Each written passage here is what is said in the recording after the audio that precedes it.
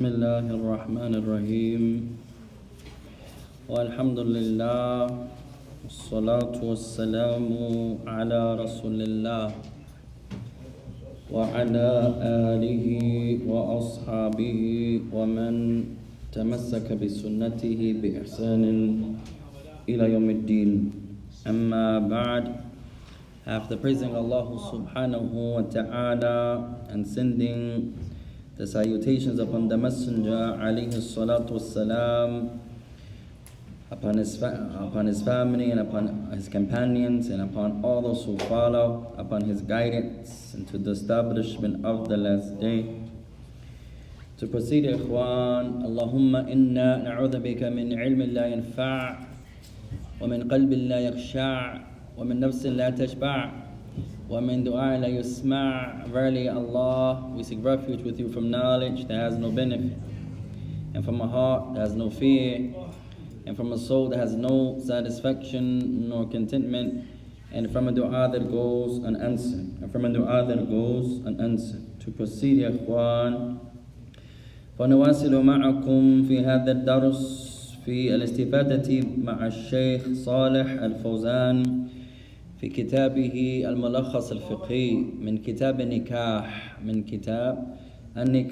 So we continue learning collectively, deriving benefit from the words of the Shaykh Salih al-Fawzan. May Allah preserve him, as we're reading from his book, The Summary of Islamic Fiqh, Summary of Islamic Jurisprudence, from the book of marriage, فكلنا محتاجون إلى علم النكاح علم الكتاب والسنة. So all of us are in need, ya ikhwan, of learning and deriving knowledge of what does Islam say about marriage. Knowledge of marriage, min al-kitab wa sunnah, that is derived from the book of Allah and the sunnah of his messenger alayhi salatu wasalam. فعلى الأسف بعض علمنا من آرائنا ليست من الكتاب والسنة. So most of the time you find that our knowledge of what we think we know about marriage and divorce, ya ikhwan, is from our opinions and our positions that we have made up. Knowledge that's not from the Quran and Sunnah. فكلنا محتاجون إلى ماذا يقول الله وماذا يقول النبي عليه الصلاة والسلام وماذا يقول الصحابة والأئمة عن نكاح. All of us are in need of what does Allah say, what does the Prophet of Allah say, what did the companions of the Messenger of Allah say, what did the great Imams of Al-Islam say about marriage and divorce. فوصلنا إلى باب في شروط في النكاح, and we have arrived at the chapter of the conditions that are set in the marriage. فقال الإمام حفظه الله تعالى. So the Imam continues. فقال وهي تنقسم إلى القسمين. So he says these conditions of marriage, they can be divided into two parts, two types. قسم صحيح وقسم فاسد. First category of conditions are those conditions that are allowed, are correct to have. والثاني قسم فاسد باطل. And the second category are the conditions that are false, the conditions that are not allowed to have. وتعلمنا قبل أن أحيانا نرى أن العلماء يختلفون. And we learned last week or a week or so ago that sometimes there are some conditions that some scholars say is allowed, some scholars say is not allowed. There are some conditions قال فيه بعض العلماء الجواز وقال فيه الآخرون ليست الجواز. That there are some times that the scholars differ. Sometimes there are some affairs, some issues, some conditions that some scholars say this and some scholars say that. ماذا نصنع عندما نرى هذا? What do we do, ya ikhwan? What's the safest path, the safest way when you find some scholars say this, some scholars say that? ماذا يفعل من يؤمن بالله واليوم الآخر? What does the one who believes in Allah on the last day, what does he do? من له قول, who has something to add there? What do you do when you find any issue, some scholars say this, some scholars say that, what do you do? Who remembers? ماذا نصنع? What do we do, ya ikhwan? You look for that which is authentic. طيب لهذا الشيء قول صحيح ولهذا الشيخ قول صحيح لكن بينهما تعارض. طيب, next issue. Sheikh Jihadi says, which is correct, look for what's authentic. That's correct. We forget that, ya ikhwan. Sometimes our positions are false. That narration is weak, ya akhi. You can't use it. طيب, what about if what this sheikh is saying is authentic and what this other sheikh is saying is also authentic, but they differ? What do you do then? Father Sheikh. This sheikh, his adillah that he's using is authentic. This other sheikh opposes him. He also has authentic narration. What do you do? Go with the one that's most easiest for you. Go with the one that's most easiest. طيب, you can say that. You can say that. طيب, أحيانا يا إخوان الاختلاف يقع لأن العلماء يختلفون في الفهم وهذا ليس عيبا أبدا. Sometimes we forget that difference of opinion takes place, and the main reason it takes place is because the scholars may differ in their comprehension. They may differ in what they understand from this hadith. مثلا, and there's nothing wrong with that. مثال هذا, an example of this, مسألة قراءة الفاتحة في الصلاة الجهرية. The example of this is the issue that the scholars they have regarding reading al-Fatiha out loud in the out loud prayers, or reading al-Fatiha rather in the out loud prayers. هل كل واحد من المصلين يقرأ الفاتحة أو الإمام? Does everyone have to say al-Fatiha or only the Imam? من يجيب? Who can answer? تفضل. Everyone has to say. Everyone has to say it. هذا قول واحد. That's one opinion. وله دليل, and it has authentic, دليل صحيح, and it has صحيح, authentic proofs. طيب, هل توجد أقوال أخرى?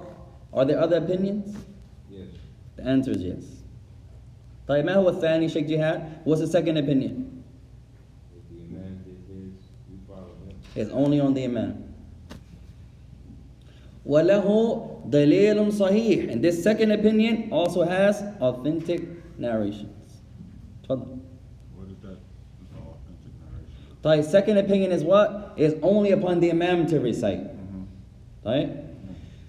يقول تعالى, Allah Ta'ala says in Surah Nahl, Allah Ta'ala says, إذا قرئ القرآن فاستمعوا له وأنصتوا لعلكم ترحمون. Allah Ta'ala says, when the Quran is being recited, listen to it and pay attention so that mercy can be shown upon you. Surah Nahl. قال بعض العلماء هذه الآية تدل على الإمام وإذا يقرأ الفاتحة المأمومون يسكتون. Some scholars, not all, some scholars say this is a verse that shows if the Imam is reciting Al-Fatiha, it is not upon the people to recite, but just to listen. Al-Fatiha is from the Quran. Allah says when the Quran is being recited, then listen. Two opinions. وَيُوجَدُ حَدِيثٌ آخر. There's another hadith. قِرَاءَةُ الْإِمَامِ كَافٍ. The recitation of the Imam is sufficient. وهذا قول الإمام مالك وقول الألباني رحمهم الله. And this second opinion is mentioned by the great Imam Malik. And from the scholars of today, Sheikh Albani, he has this opinion also. طيب, هل توجد غيرها? Are there other opinions or just two? The first opinion, everybody recites Al-Fatiha. You guys with me? Second opinion was what? Only the Imam. Are there other opinions? The answer is yes. There are many opinions, ikhwan. That's why knowledge is so important. It's not always just one way.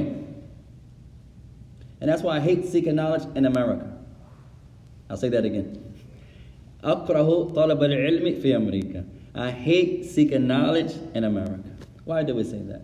أحيانا الأمريكي, وعندما أقول أمريكي أقصد المسلمين الذين يعيشون في أمريكا. And when I say the American Muslim, I have my own meaning. I mean the Muslim who lives in America. Wherever you're from. If you live in America, to me, you're an American Muslim. Meaning you live in America. Okay.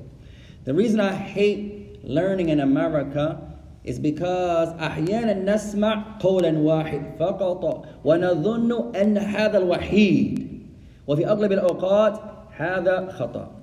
And the reason I say this, ya ikhwan, is because us in America, when we're in class with our beloved Imams and our beloved students of knowledge, we tend to only hear one opinion.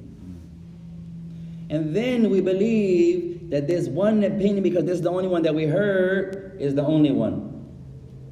And in reality, it's not like that. In most situations, there are 3, 4, 5, 7 positions from the people of knowledge. But in the West, we don't get all of that.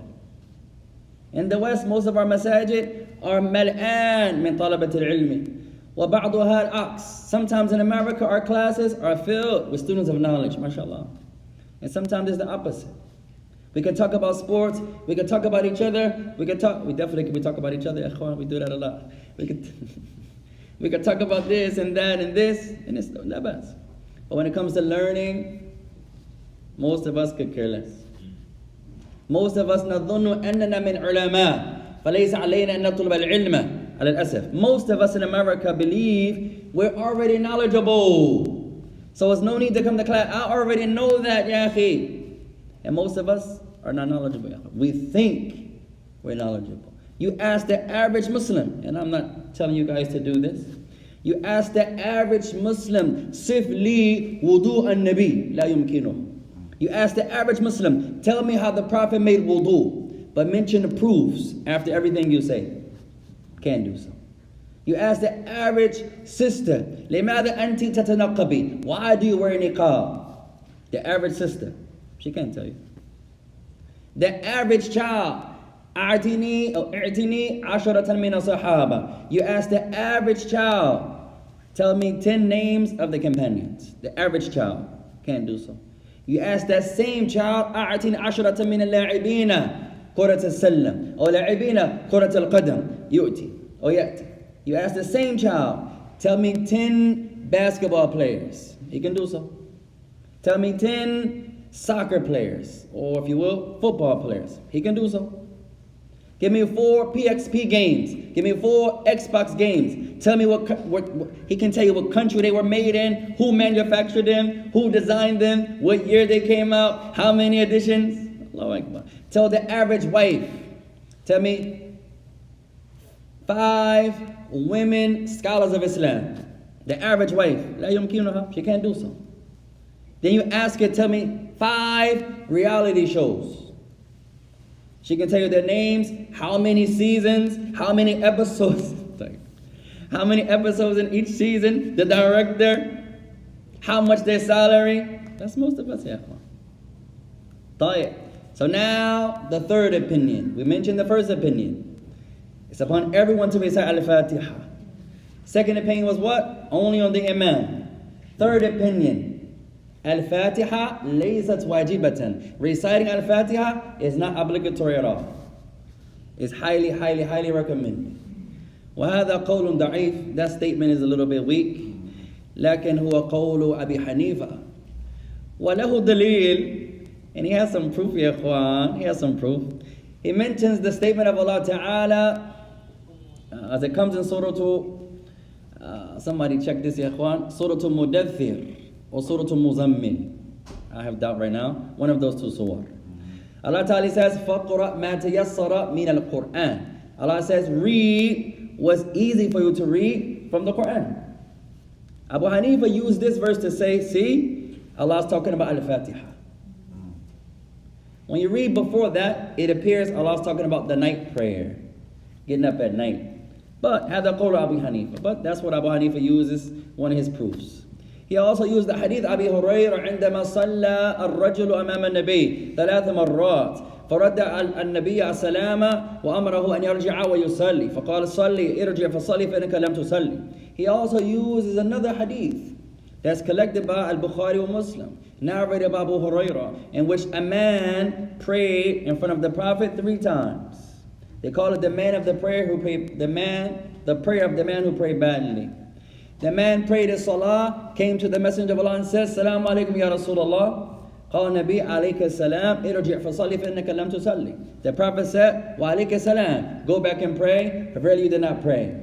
The man went back and prayed again. Finished his prayer, came to the Prophet and said, Salaam alaikum ya Rasulullah. قال عليك السلام ارجع فصلي فإنك لم تصلي. The Prophet said, وعليك السلام, go back and pray, for verily you didn't pray. 3 times the man did this. فقال يا رسول الله والذي بعثك بالحق هذه الصلاة لا أحسن غيرها. أو كما قال رضي الله عنه. The man came the 3rd time. He said, O Messenger of Allah, the one who sent you with the truth. Who was he talking about? By the one who sent you with the truth. Who was he talking about? Allah. Is it allowed to swear like that? Can I say, by the one who made me Muslim, I didn't do that? Is that allowed? As long as you mean Allah, that's allowed. By the one who made Ibrahim a prophet, can I say that? That's allowed. As long as you mean Allah, that's allowed. So he said, by the one who sent you with the truth, this is the only prayer I know how to do, O Messenger of Allah. I don't know how to pray better than that. فَعَلِّمْنِي, so teach me. So the Prophet said, إِذَا تُرِيدُ أَن تَقُومَ لِلصَّلَاةِ فَتَوَضَّأْ وُضُوءًا فَاسْتَقْبِلَ الْقِبْلَةَ فَكَبِّرْ. The Messenger of Allah said, whenever you intend to pray, make a good wudu. Then face the Qibla and then say, Allahu Akbar. ثُمَّ اقْرَأْ مَا تَيَسَّرَ مِنَ الْقُرْآنِ. And then read what's easy for you to read from the Quran. To the end of the hadith. What's the point? What did the Prophet say do? Recite Al-Fatiha. So Abu Hanifa is saying, see, if Fatiha was obligatory, why didn't the Prophet command him? You guys with me? Tayyib. Other scholars say, no, read was easy. The intent is Al-Fatiha. So this shows once again how sometimes the scholars differ. But most times, each of the positions have proofs. Sometimes we think, oh, he has no proof for that. And most times, he has proofs. We just don't know it. And sometimes that proof is weak. Sometimes. But most times, the hadith is authentic. So what do you do? إِذَا يُمْكِنُكَ أَن تَجْمَعْ فَعَلَيْكَ أَن تَجْمَعْ. If you can put all the narrations or all the statements together, then you put them together. Because Islam is correct. And there's no ambiguity in Islam. There's no doubt in Islam. There's no contradiction in Islam. Perhaps you just don't know how to understand the narrations. And that's most of the times. There's a way to sum up all these narrations, there's a way, but it takes knowledge. At any rate, all of these examples show the importance of knowledge.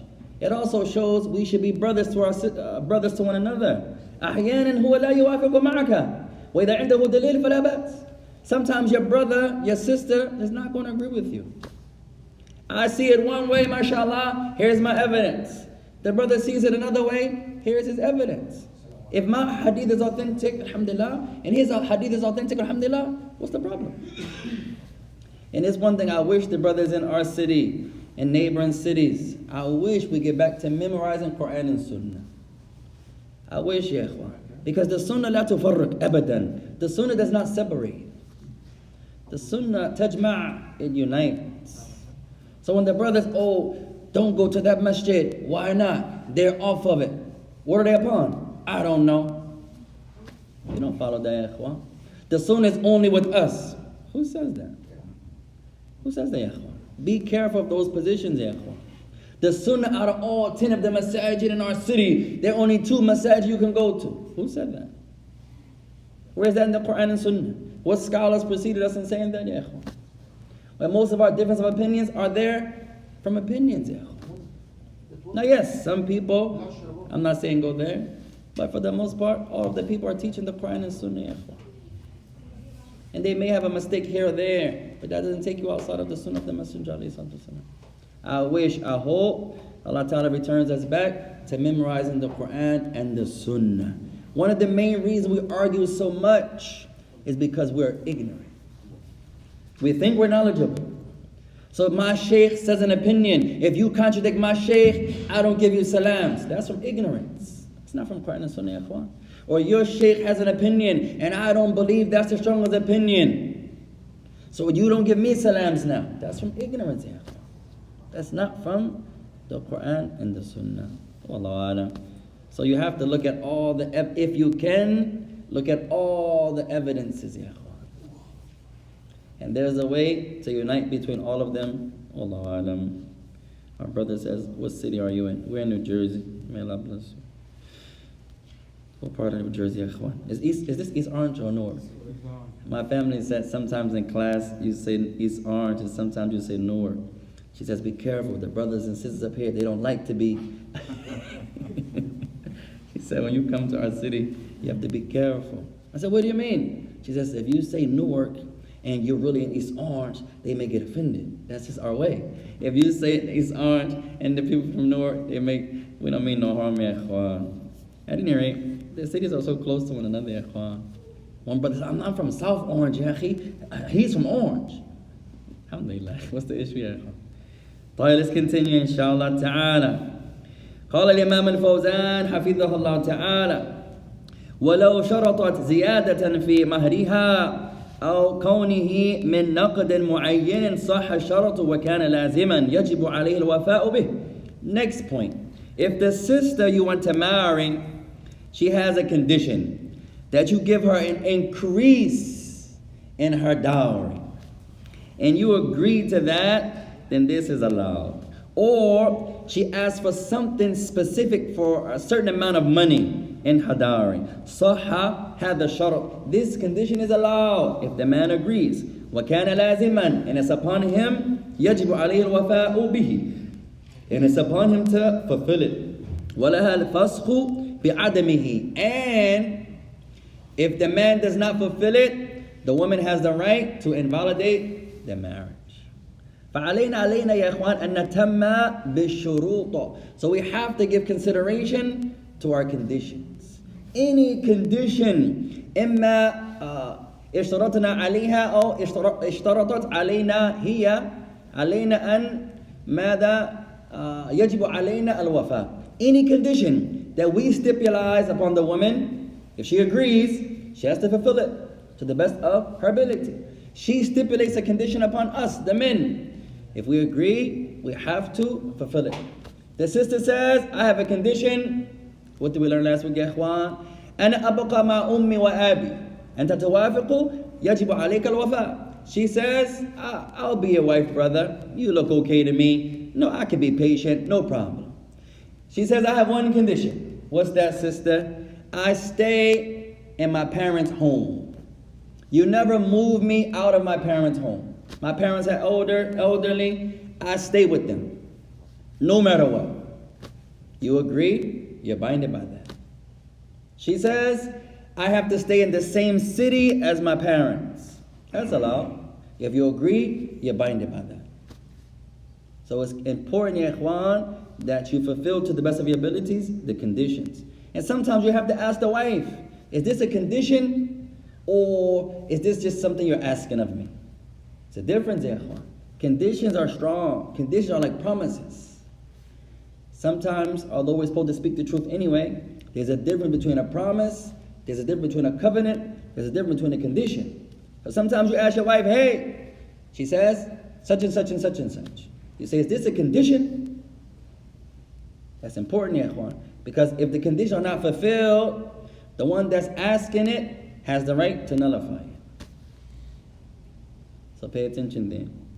So the woman asks for an increase in her dowry. I accept $300 from you, brother, but every year you have to give me $50 additional dollars. That's allowed. The man says, okay, I can do that. Some of the women, they say, I have a condition. Give me an allowance. Give me every month. You have to give me $200 spending money. I go to the mall, mashallah, and I buy whatever I want to buy. That's allowed. If the man agrees, and then he stops giving the allowance, she has the right to nullify the marriage. Conditions are important, ya ikhwan. If the marriage يبقى على الشرط ويترك الشرط أو ترك الشرط سقط النكاح. If the marriage is built upon certain conditions, and then these conditions are removed or not there, then the marriage falls. So pay attention, ikhwan, to conditions. It's allowed to ask for some conditions, but some conditions are not allowed. قال وخيارها في ذلك على تراخي فتفسخ متى شاءت. So the woman has the right, if she is the one asking for these conditions and the man agrees, then she has the right. Say he doesn't fulfill a condition and she still wants to remain as a wife, she can remain. If she wants to nullify it, she can do so. It comes back to the woman. ما لم يجد منها ما يدل على رضاها مع علمها بمخالفته لما شرطت عليه. However, just say from her actions the conditions are not there, but it appears she's still being patient. She's not asking for a separation, then the marriage is there. فحينئذ يسقط خيارها. Then, if in her actions she's showing that she's pleased with that, although you didn't give her or you didn't fulfill the conditions, but it looks like she's accepting that, then the choice is hers. If she wants to separate, she can separate. If she wants to remain, she can remain. طيب. قال عمر بن الخطاب رضي الله عنه الذي قضى عليه بلزوم ما شرطت عليه زوجته فقال رجل إذن ينطلقنا فقال عمر مقاطع الحقوق عند الشروط. So there was a statement that Umar he made, may Allah be pleased with him. He gave a judgment for the one who a condition was made for him. It was made by the woman of this particular person. So the man says to the woman, well, then you have divorced us. There was a condition made and it wasn't fulfilled. So the man says, you have divorced us. So Umar says, مقاطع الحقوق عند الشروط. So he says, the rights are broken by way of conditions. So pay attention to conditions, ya ikhwan. If there are conditions made, you try your best to fulfill them. You try your best. And if you can't fulfill it, it'd be better to go to the person and see if they want to continue or do they want to nullify it or the likes. لحديث النبي عليه الصلاة والسلام, based upon the hadith of the Messenger عليه الصلاة والسلام, المسلمون على شروطهم, that the Muslims, they fulfill their conditions. The Muslim, whatever he has agreed to, he tries his best to fulfill it. قال العلامة ابن القيم رحمه الله تعالى, the great Imam Ibn al-Qayyim, man min shuyukhihi, who was from his teachers, Ibn al-Qayyim al-Jawziyya, Ibn Taymiyyah, ahsantu. هل يقلده? Did he used to blind follow Ibn Taymiyyah? That was his shaykh. وكان محبوبا عنده, he used to love him. ويلازمه كثيرا, and he stayed with him for years and years and years. But did he blind follow him? Who knows? Did everything Ibn Taymiyyah said, Ibn al-Qayyim agreed to? Just because that was Ibn Taymiyyah and that was his shaykh? Or did he love him religiously? Did he follow him religiously? The answer is, he did not blind follow, ya ikhwan. Blind following is haram. And Ibn al-Qayyim loved Ibn Taymiyyah, but he didn't blind follow. It's not correct to blind follow, ya ikhwan. Some brothers and sisters think, from time to time, you always have to blind follow someone. I've been asking for 10 years or so, give me an example. Some Muslims believe, no, when Bukhari says the hadith is authentic, you're blind following him. How is that blind following, ya ikhwan? How is that blind following? By saying Bukhari says this hadith is authentic. You're not saying, since Bukhari says authentic, it has to be authentic. That's two different opinions, ya ikhwan. We love Shaykh Albani. We love all of our ulama. But to say, whatever our Shaykh Albani says, if you oppose it, you're off of it, that doesn't even sound like Islam. Yeah. How many hadith do other scholars say, we don't agree with Shaykh Albani here? How many hadith that Shaykh Albani says to other scholars, I don't agree with that Shaykh here? They're humans, ya ikhwan. You can differ, ya ikhwan. As long as it's allowed for you to differ. And this is something that we have to understand, ya ikhwan. Some of us believe, well, since we love the ulama, when they differ, if you differ with them, you're not on the sunnah. It's not like that, ya ikhwan. If you're qualified to look at why they differ, alhamdulillah. And if you say, I'm not qualified to look at that, so I'm just going, I feel strong, I feel safe following this sheikh, no problem.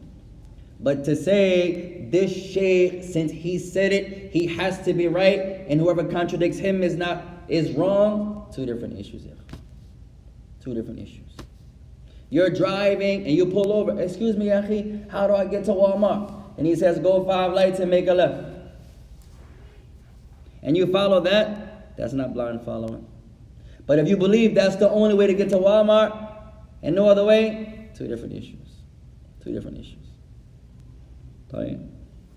قال يجب الوفاء بهذه الشروط التي هي أحق أن يوفيها. Ibn Qayyim says it's obligatory to fulfill these conditions, meaning the conditions that the person agrees to that are allowed. The conditions that are most beloved to be fulfilled. We mentioned the statement of the ulama, ya ikhwan, أحق شروط أن يوفي بها ما استحللتم به الفروج. أو كما قال النبي عليه الصلاة والسلام, that the most deserving conditions to be fulfilled are those conditions that makes the private parts halal for one another. Whereas the Messenger of Allah, he mentions عليه الصلاة والسلام. So any condition that's from Quran and Sunnah that makes the man halal for the woman and the woman halal for the man, these conditions are the best of conditions, the most deserving of conditions to be fulfilled. قال هو مقتضى الشارع والعقل والقياس الصحيح. In this position, that conditions that are made at the marriage, that are from Quran and Sunnah, that they should be fulfilled, this is from the legislation, this is from one's understanding or one's rationale, and this is from the correct qiyas. فإن المرأة لم ترضى ببذلها أو ببذل بعدها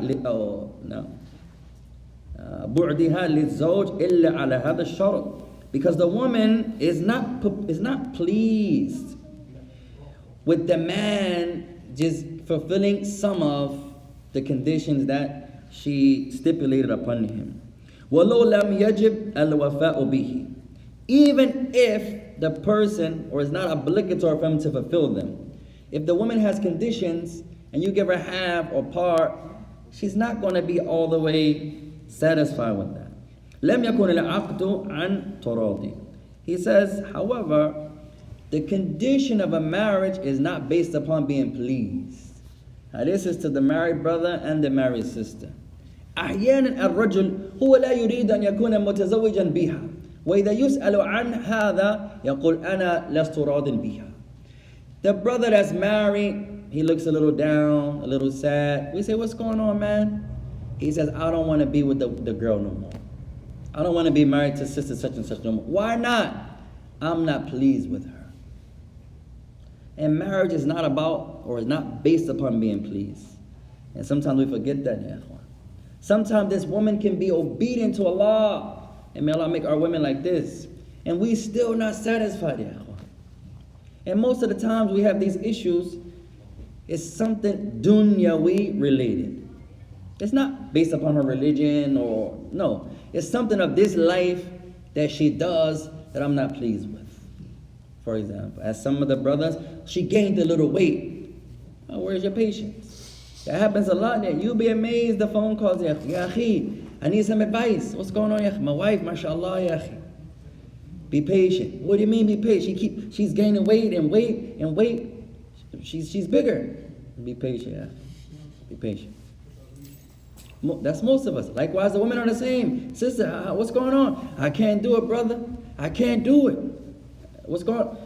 The brother, last time he been to the gym, I can't take the last push-up he did. I can't even take. Most of the time it's something, if it's not physical, it's something connected to the dunya. And everything doesn't have to be based upon my satisfaction. Is she pleasing to Allah? Is she trying to follow the sunnah of the Messenger alayhi salatu wasalam? If this is the answer, your answer is yes, you can work it out inshallah if you want to. But sometimes I'm just not pleased with her, ya akhi. And the sisters are the same way. أَنَا لَسْتُ رَادٍ bihi. And this happens a lot from the women. I'm not pleased with the brother. One sister, she said, I don't love him anymore. Why not? It depends. I never loved him. Okay. That's another misconception, ya ikhwan. That, especially in the early stages of the marriage, where's the love at? You just met him, mashallah, he just met you. If you can marry someone that you love from Allah, هذا نعمة من Allah. That's from Allah, that's a blessing. لكن يا إخوان في أغلب الأوقات إذا أنت لا تعلمها وهي لا تعلمك أين المحبة? But usually a new couple comes. This brother doesn't know this sister. The sister doesn't know the brother. They get married. Most likely they don't love each other yet. Where is the love? It's not. It takes time. It's built upon some things. If you meet a woman and you marry this woman and you love her and she loves you, that's from Allah. That's from Allah. Because that's not usually how it happens. I don't know you, you don't know me. Of course we don't love each other. After time and experiences and actions, now you develop al-hubb. You develop al-hubb, love. But some of the brothers and sisters, we think, oh, I don't love them. How long you been married? 6 months. That's not true. That's not true. It takes time. It takes time to get to know someone, and it takes time to love someone, ya ikhwan. Usually. It's not natural that off the back, you meet the brother, mashallah, I just have a love for him automatically. No, you have to get to know the brother, spend time with the brother. Likewise, our children. Most of the time, the reason our children don't get along is because we don't even allow them to spend time with one another, for example. Same way in the relationship. Most of the brothers and sisters, we don't know our wives. They spend more time online. And we're the same way with sports. We spend more time watching the game than we do with our families, ya ikhwan. So we have to sometimes turn the TV off. Sometimes. In regards to the love, No. you said the love that you're speaking of here is the personal love, not the Hey, the natural love. There's different, that's a good point, Hassan. There's different categories of love, ya ikhwan. You have hubbun, or hubbul deen, or hubbun lillah, hubbun tabi'i, or hubbul shirk, or hubbul ma'asi. Some scholars say love is of 4 categories. You have the religious love for Allah's sake. Some scholars say 2. Ibn Qayyim says 2. At any rate, I'm talking about here that natural love. Not the love for Allah's sake, not the love of sin, and not the love that's a shirk. The shared love, where you love something or someone equal to how you love Allah. Sometimes the love that we have, ya ikhwan, is a love that's not even allowed. We have the love of shirk. Where the mar'a hiya tuhibbu az-zawj kama hiya tuhibbu Allah. Wa hadha muharram. Where some of the women, they love the man so much that he's the greatest thing that she loves. She loves him more than she loves Allah. That love is haram. Likewise, the men. Some of the brothers, man, I need a girl. She has to be the prettiest woman I've ever seen in my life. Yeah, and he's so excited, so pumped up. And then he meets that type of woman, and then he's infatuated with her beauty, and he loves her in such a manner that Islamically is not even allowed for him to have. He loves her. He places her in a status فوق Allah, or مثل Allah, وكل هذا haram, where he places this woman above how he loves Allah. That's haram. And he places the woman similar to how he loves Allah, and that's also haram. Most of the way that we love, ya ikhwan, is not even allowed to have. Teach your children, teach your wives to love whoever you're going to love for the sake of Allah. That's the greatest love. And then sometimes you have to even teach the women. She says, why you only say you love me for Allah's sake? Why don't you say you love me for your own self? It happens a lot also, ya ikhwan. And they forget the highest love is the love for Allah. And it includes all the other love. So you don't have to say, I love you for me, honey, and I love you for Allah. You don't have to say that. You can say that, but you don't have to. You can say, I love you for Allah's sake. That's the greatest love. That's the greatest love. To love someone for the sake of Allah subhanahu wa ta'ala. Especially if you know the meaning of that. Wallahu alam. قال والقسم الثاني, the second category, الشروط الفاسدة في النكاح, those conditions that are not allowed to have, those corrupt conditions in the marriage. قال الشروط الفاسدة في النكاح نوعان. He says those conditions in the marriage that are false or corrupt, you can also divide them into two types. شروط فاسدة تبطل العقد وهي عنوان ثلاث. So now we're going to get technical here. Somebody memorize this. Those corrupt conditions, those false conditions that are not allowed, you can divide them into two types. First type, those conditions that invalidate the marriage. And the second type, those conditions that are false, but they don't invalidate the marriage. The first type of these two types, he says, and they are three types. طيب. قال نكاح شغار. The first one is called نكاح شغار. طيب. So these are the ones that invalidate the marriage contract.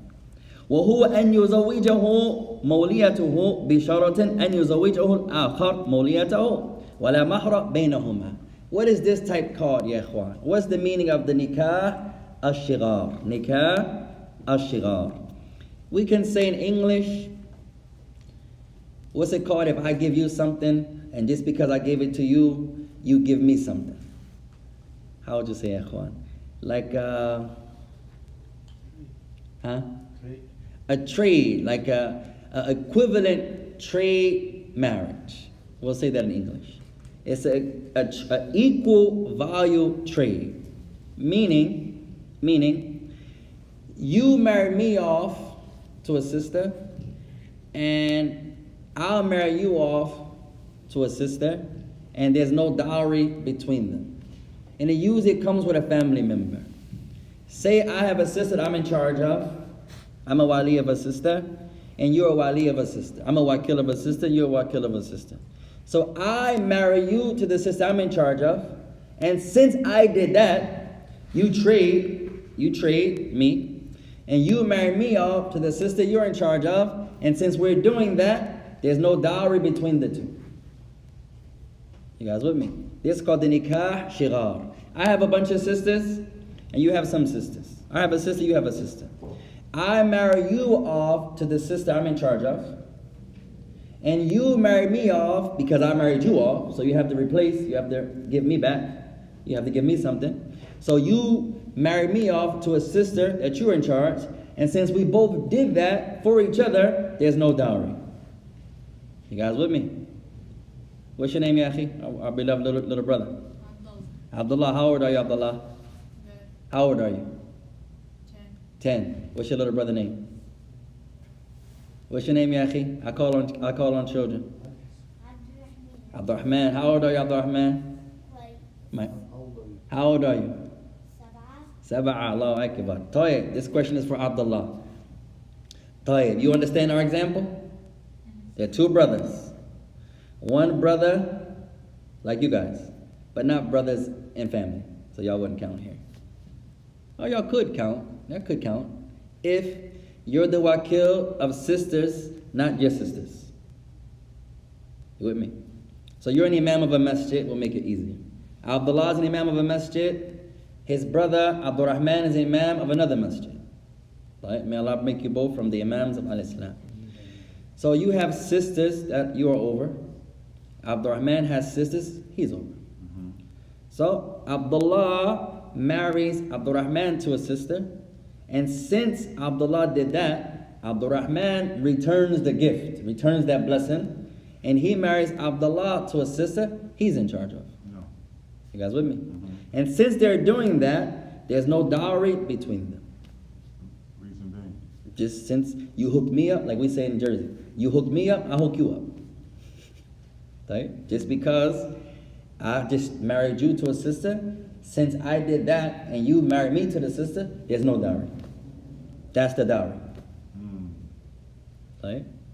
And this is called the. This is called the nikah al-shigar. Nikah al-shigar. S-H-I-G-A-A-R.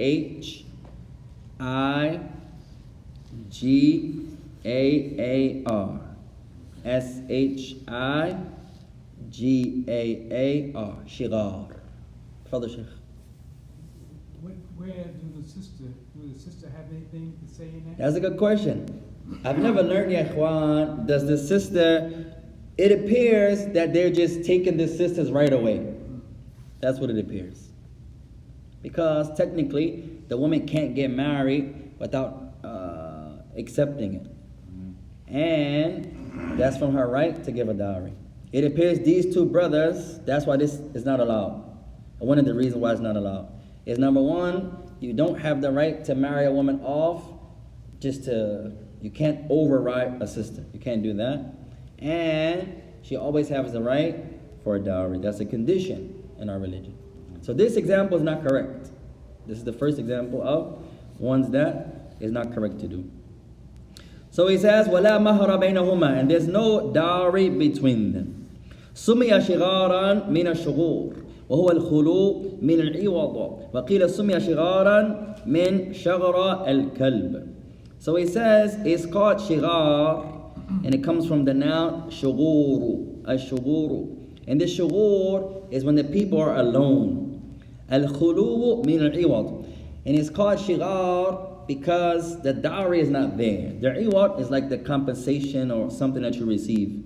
So since there's nothing to receive, the women did not receive anything. Their dowry is that you just married me off to that brother, and since you did that, he married you off to a sister he's in charge of. So there's no iwad. There was no exchange, meaning for the women. He says, إِذَا وَقَعَ رِجْلَهُ ماذا؟ لِيَبُولَ شُبِّهُ قُبْحُهُ بِقُبْحِ بَوْلِ الْكَلْبِ. And then he brings something, I will need some help to translate this part here, ikhwan. Other scholars say it's called shigar, and it's from shagar al-kalb, something of the dog. I don't know this verb here, ikhwan, shagara. He says, if the person stepped with his left in order to urinate, shubbiha qubhu biqubhi bowl al-kalb. The example, the similitude, is from his evil being compared to the evil of the urine of the dog. That's the best I can do. Allah. He says, وَهَذَا النَّوْعُ جُعِلَتْ فِيهِ امْرَأَةٌ بَدَلَ امْرَأَةٍ. So this type of marriage here, one woman is given in place of another woman. So the man, I married you off to the sister, and as a recompense, a reward, compensation, a reward for me doing that to you, the woman that you're over, you marry me off to her. So you're only doing that because I married you off. So since I did that, you're returning that blessing, that favor upon me by giving me a woman that you have, and there's no dowry between the two. So if this is done as a condition, this is not allowed. Right? قال وقد أجمعوا على تحريمه. And all of the scholars in every madhab, they all say this type is haram. وهو باطل, and it's false. You're not going to find a scholar except that he says this type of a trade or deal is not from Islam. So you have a sister and someone marries, you marry her off to this brother. And just because you did that, he marries you off to a sister he's in charge of. And since y'all have this equal trade, there's no dowry. This is not allowed. This is haram. قال يجب التفريق فيه. It's obligatory that they separate. If someone gets married like this, that marriage is false. And it's obligatory for them to part ways. سواء كان مصرحا فيه بنفي المهر أو مسكوتا عنه. And it makes no difference if you took the dowry away, you just never gave it to her, or it was not mentioned. Some brothers, unfortunately, some of the wakil, a sister may be a new Muslim, She may not even know she gets a gift. So the brother is maskoot. He doesn't mention it. He knows what he's doing is wrong, but she's a new Muslim. So he takes advantage of her ignorance. And that's why it's so important for our women. We say to our daughters and our mothers and our sisters that it shouldn't always be about money. And we're not saying, I don't want no one to say, one brother said last the one time, so are you telling us to get married while we're poor? And that's not my Islam, ya ikhwan. We're not saying that. Islam doesn't say that. Be poor. If you end up being poor, you're poor. But Islam doesn't say don't search for provision, don't seek employment, don't raise capital, don't raise money. Islam doesn't say that. You need money to live. You need money to survive. You need money to eat. You need money to drink. You need money, ya ikhwan. You need money. Islam doesn't say just sit there, ya akhi, and hope in Allah that you're going to get money. No. Islam says do some action. Even if you got to sell waters, even if you got to DoorDash, even if you got to get some dates and come in front of the masjid and say, hey, assalamu alaikum ya ikhwan, tamar, hati, indi tamar, man yuridu tamar. Alhamdulillah. Some brother comes and he said, I got some dates. Who wants some dates? Alhamdulillah. One of the brothers, he sells water. Al-ma, man yuridu ma. I got some water. Somebody else may laugh, man, look at the brother selling water. Alhamdulillah, that's honorable. To raise money with your own two hands is honorable, ya ikhwan. Don't ever forget that. In Islam, to raise something with your two hands, with your little 2 feet, and take that money and spend on yourself and your family is honorable. No matter how much it is. One brother says, I work at the gas station. All I do is pump the gas. Is that dispraise? Alhamdulillah. Alhamdulillah. This dunya is a test. This dunya is a test. Just because you have a lot of money doesn't mean Allah is pleased with you. That's a misconception. Just because you have no money doesn't mean Allah is not pleased with you.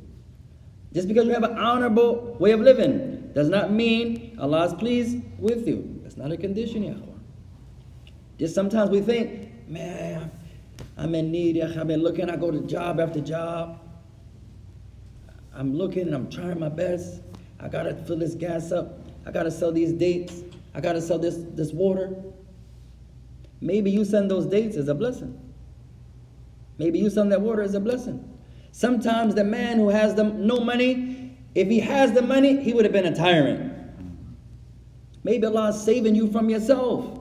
Look at the man when he's sick. The first thing he does is what? Oh Allah, إذا تأخذ هذا المرض عني سأصلي في الجامع سأمشي إلى كل جمعة سأجلس في كل درس ثم شفي وأينه في الدرس أينه في الجمعة أينه في المسجد.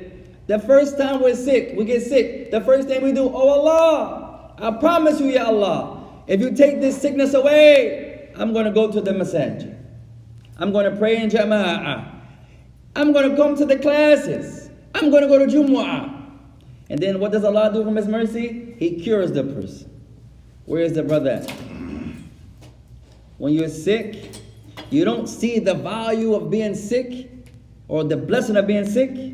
And you don't see the value of being healthy, rather, until you get sick. Many of us, we don't take our health seriously. We don't see the barakah of as-sihha, as-sahiha. We don't see the blessing of being healthy.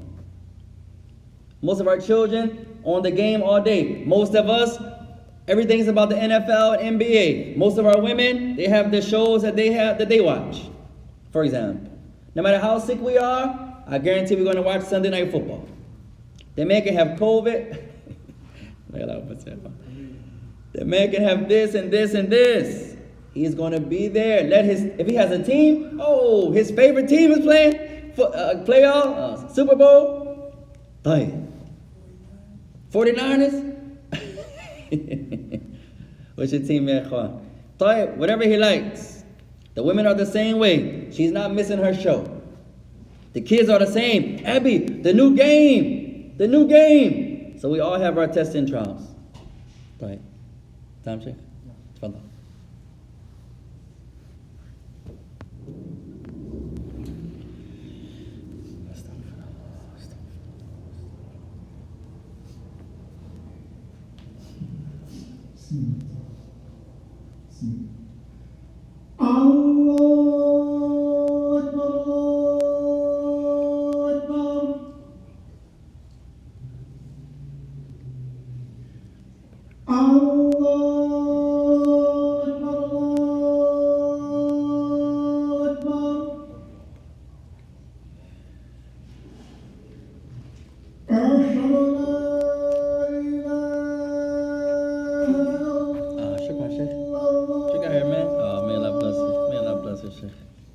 Barakallah.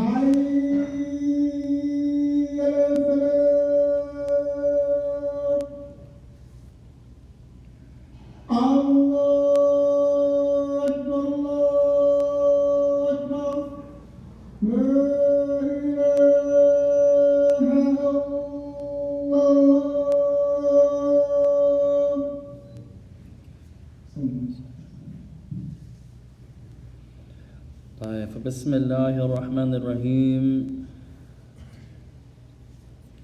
فأحيانا يا إخوان نسينا أن الصحة الصحيحة نعمة من الله. Sometimes we forget that having a sound body or being in good health is a blessing from Allah subhanahu wa ta'ala. وأحيانا لا ننظر إلى حقيقة الصحة الصحيحة حتى مرضنا. And sometimes we don't see the blessing of being healthy until we get sick. Until we get sick. فعندما مرضنا نتمنى الصحة. And when we get sick, the first thing we worry about is being healthy. When I get healthy, oh Allah, if you please take this sickness away, أرجوك and أفعل كذا وكذا. Oh Allah, if you remove me from this sickness, I'm going to do this and I'm going to do that. And most of the times, we don't even do that. وأحيانا من له مال يكون فتنة لمن ليس له مالا. And sometimes the one that has wealth or property, he can be a test or trial for the one who doesn't have it. Likewise, the opposite, يا إخوان. أحيانا معدوم المال لك نعمة. إذا كان عندك المال تفتن به. Sometimes you not having the money, the reason you don't have it is because Allah is saving you from yourself.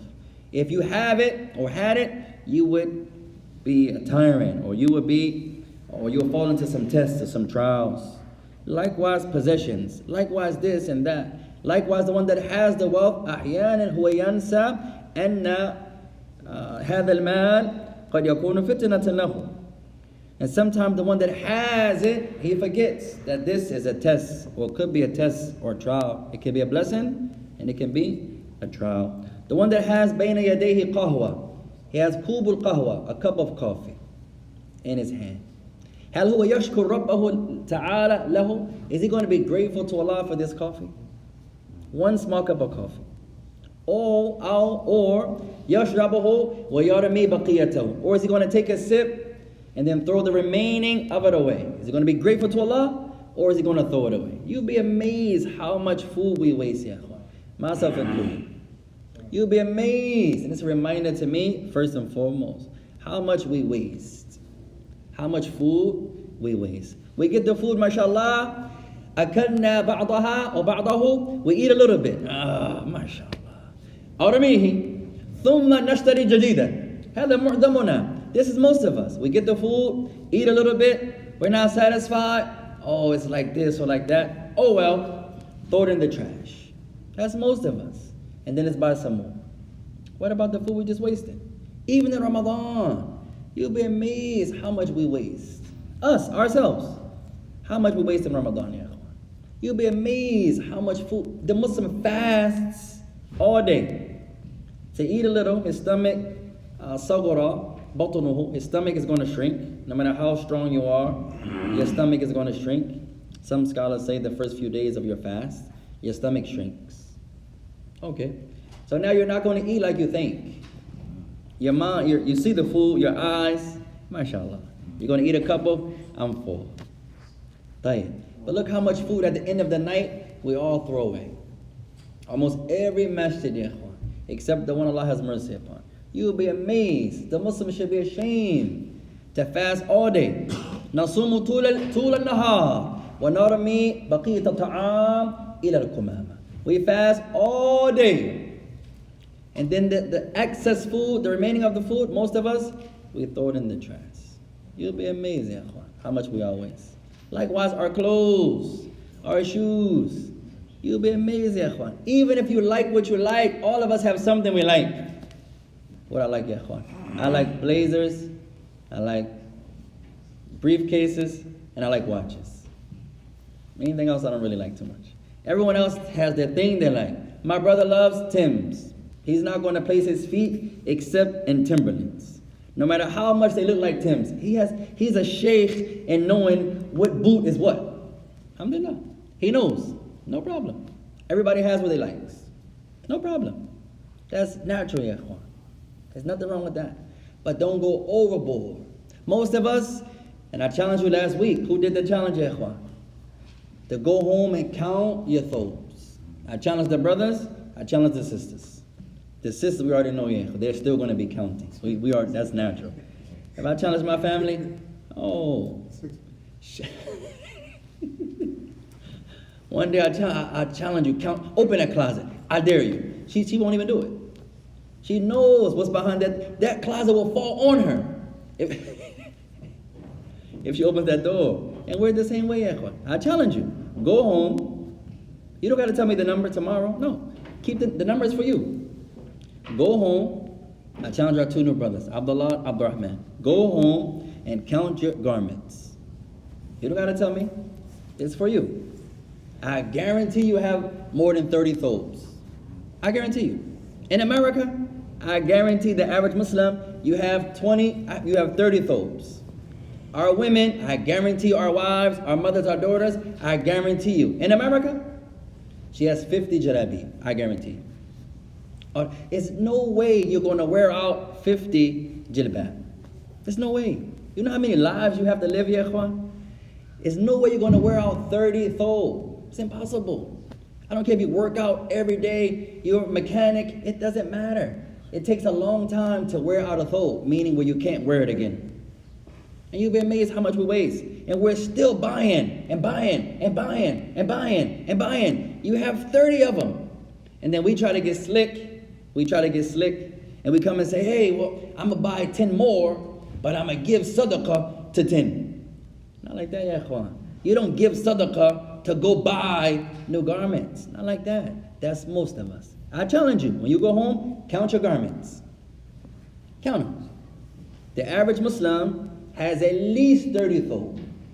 At least. And our women, we already know what they have.